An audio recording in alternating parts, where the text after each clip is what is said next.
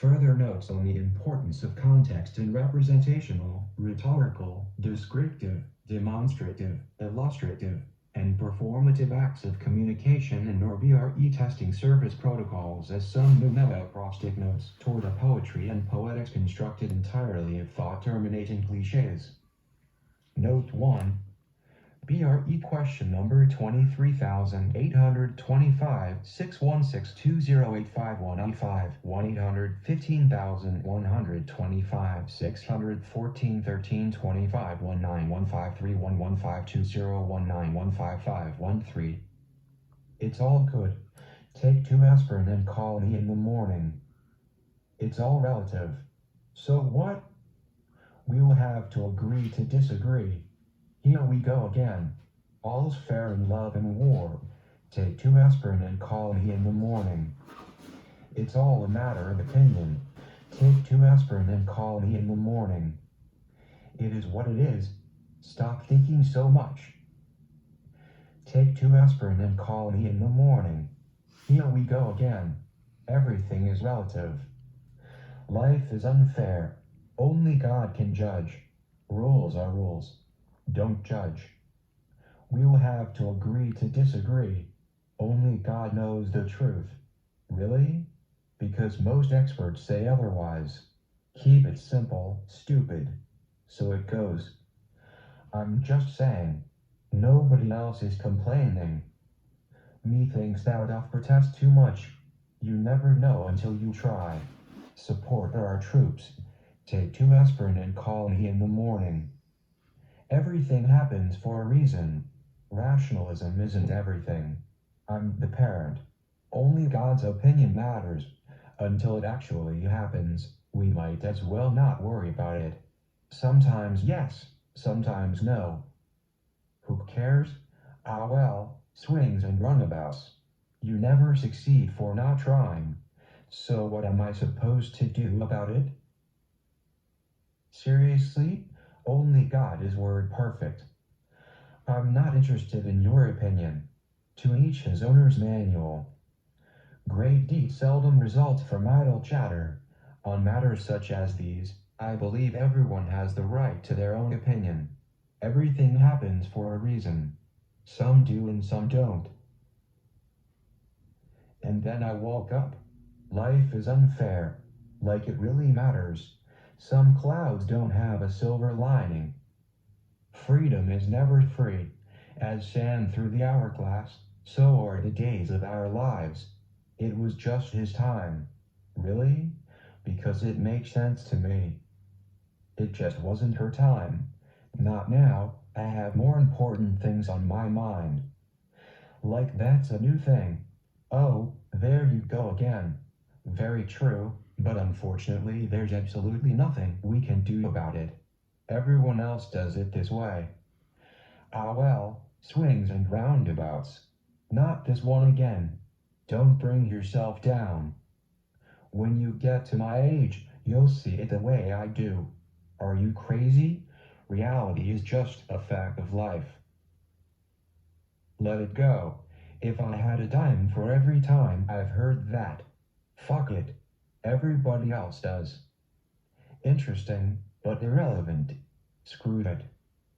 Until you've actually tried it, don't attempt to talk about the language that's used to describe it. No, because negativity is just so wrong. Freeform was never free for all. And then I broke up. I'm just playing. Really? Because it takes sense to sneeze. Like it is as like it does. Interesting, but irreverent. Kindness begins by just leaving it all alone. Everywhere you look you can see that something's worth watching. It doesn't have to be silly to be true. Take 2 aspirin and call me in the morning. Really? Because we takes offense at ease. Every other early bird was able to get a word in. All this talk about sleep is making me hungry. Left is always left, but right never is. Life works it out that way for a reason. Yes, but even if it really matters to you and me, does it really matter to Jesus? Maybe not necessarily not yes, maybe not necessarily not no. All this talk about the difference between what is and what could be is making me wonder what better things I could be doing if I were doing something other than what I am doing. Take 2 aspirin and call me in the morning. Take 2 aspirin and call me in the morning. Everybody else can do it. Even that imaginary frog in Basho's onomatopoeic haiku can do it. Really? Because it either is what it is or it is what it isn't. Sometimes, though, what it is not necessarily not what it isn't.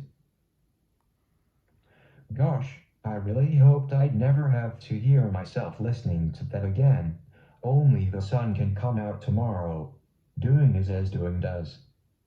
Having an opinion about just about everything is so life out of balance. And just what exactly does the dawn know about being darkest anyways? Sorry, I wasn't talking. Can you listen to that again? And then I woke up and let it go, screw it. Why? Because even that frog in Basho's onomatopoeic haiku woke up and let it go, screw it. Plans without planning are like fish without fishing. Limited ain't never stopped any non-dysgrapic possessed with a sharpened number 2 pencil. And then you took 2 aspirin and woke up hoping we'd never have to have listened to that again.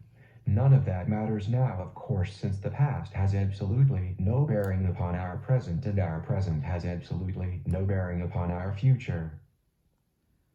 Only 2 aspirin can come out tomorrow.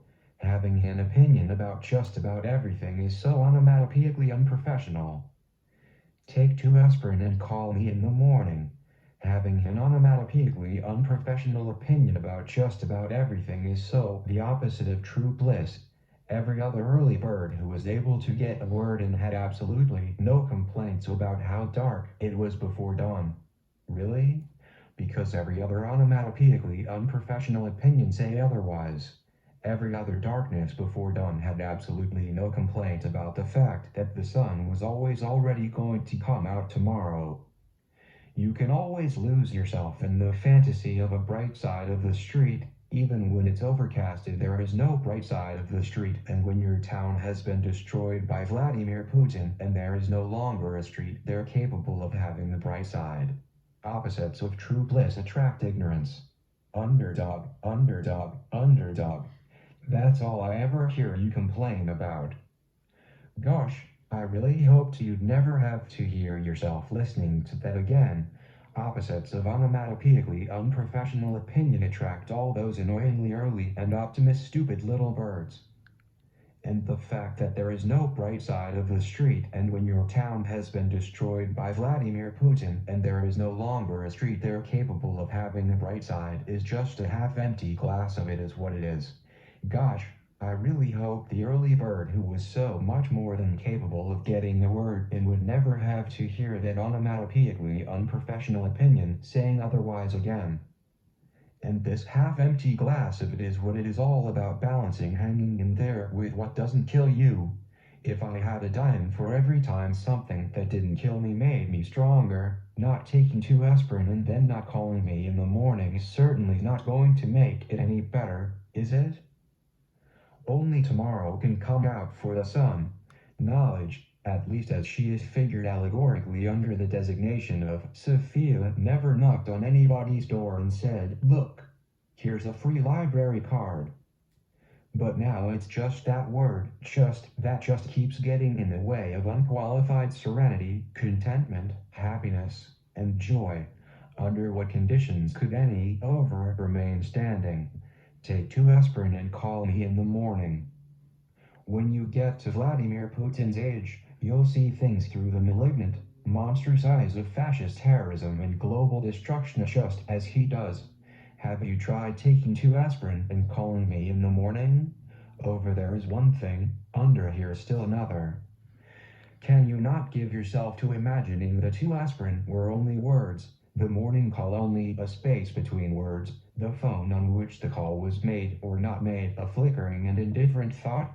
And of course, you can always tape it. Repair glue works well too. Even if the mind didn't have one to survive, you could still your fingers through the empty pages provided by the publication of such stuff. Surely, the only way out of onomatopoeia is through onomasiology. Don't think any more about all those poor people in Turkey still trying to survive the aftermath of that terrible earthquake and still being rescued from the ruins in Rubel. They have enough to worry about without thinking about how you're worrying about them. Only the gods of muses can determine who does and who doesn't qualify for poetic citizenship. Not being topsy doesn't not necessarily not disqualify you from being turvy. Take 2 aspirin and call me in the morning. Before you begin to complain about having to sign your former professor's signature backwards, think about all the Franks in this world who go to bed every night without having had their pizza. Reality is as saucy as I love her. It could already always be so very much worse. Not before you completely finish brushing the enamel from your teeth. Gosh, I really hope we'd never have to hear ourselves listening to that again. You and me both, but not either, neither nor opposite that fabulously prophetic rabbit named Fiverr can always imagine ourselves the survivor of those places where the gaps between words seemed so weirdly and cavernously vast as abyss. Wait, where were we going with this? Or how can we not necessarily not know how to say of an image that it's just where we felt or didn't feel in any way, shape, or form by know how to feel for it? Under 3 is 1 and 2 things. Over 4 is anything beyond a fiver. Repair glue 2 works well on damaged item 7. Surely, the only way out of the spaces we felt between words is just within the spacesuits Jeff Bezos designed as a mirage to seal us off from the unflattering reality of our naked future. Even the eyes of time get tired and close for sleep at night. Luckily, none of this matters in any way whatsoever and is entirely without consequence to the future of our planet's survival. Fuck it or screw it. But if you can't fuck it or screw, just screw tape it or try to turn it into lemonade by whispering wish fulfillment fantasies into the ear of your magic helper. Don't think about it. Let your magic helper think about it for you. Or to care or not to care if you can or can't imagine how to say or know beyond the platitudes and irrelevance of 2e prime or not 2e prime. We felt, but now it's just 2 bats. Now it's just 2 bats, so don't worry about anything. Don't even worry about losing your space in the cave.